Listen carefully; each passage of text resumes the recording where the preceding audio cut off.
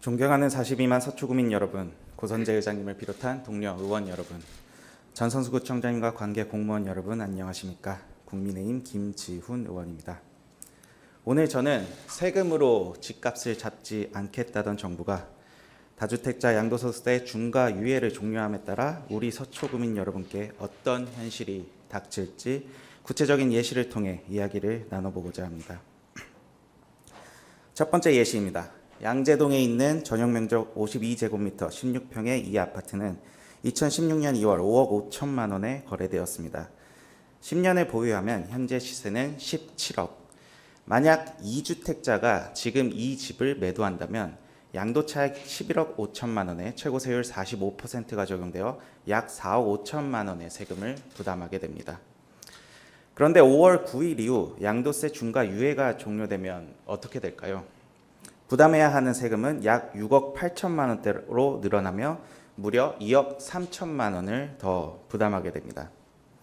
두 번째, 전용면적 81제곱미터 24평 방배동의 한 아파트는 2016년 5억 9,900만 원에 거래되었습니다. 10년 후 시세는 25억 5천만 원, 양도차익 19억 4천만 원에 현재 기준으로는 약 8억 원의 세금을 부담합니다. 그러나 중과가 적용되면 추가 부담액만 약 3억 9천만 원이 더해져 총 12억 원이 넘는 양도세를 내야 합니다. 마지막으로 반포동입니다. 국민평형 84제곱미터의 25평 아파트. 2016년 15억 8천만 원의 매수에 10년 보유 후 현재 시세 57억 원입니다. 양도차익은 41억 원이 넘습니다. 현행 기준 세금은 약 17억 8천만 원. 그러나 중과가 적용되면 최고세율 65%, 26억 원을 이상을 세금으로 내야 합니다. 무려 8억 원을 더 부담하게 됩니다. 이렇듯 간단한 예시만 살펴봐도 세금 중과가 우리 서초구민에게 얼마나 큰 부담으로 다가오는지 알 수 있습니다.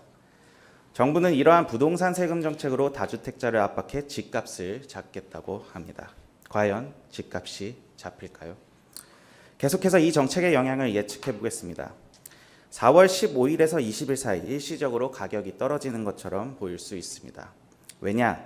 집을 매도할 계획이 있었던 경우라면 세금 부담을 피해 중과가 적용되기 전인 5월 9일까지 매도하려 할 것이고, 서울 전역에 적용된 토지거래 허가제도 행정처리 기간이 약 15일 정도 소요되기에 이를 감안하면 4월 중순부터 어떻게든 가격을 낮춰 매물이 급히 나올 가능성이 있기 때문입니다.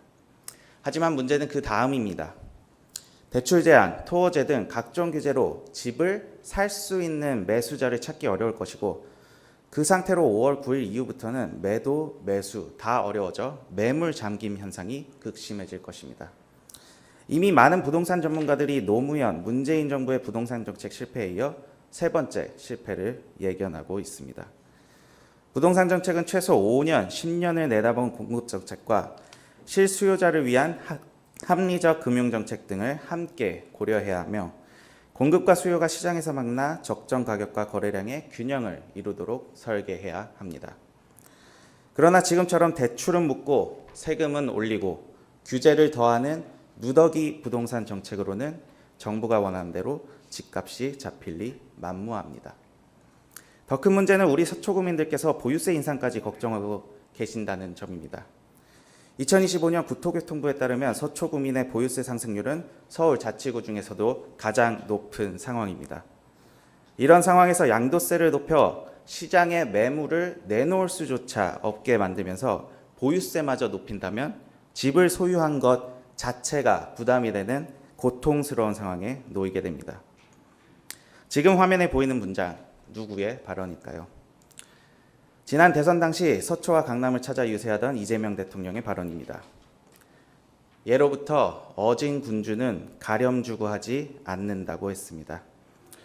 세금 착취로 밀란이 발생했던 조선시대처럼 잘못된 부동산 세금 정책으로 민심을 잃게 되지 않을지 우리 서초구민과 함께 지켜보겠습니다.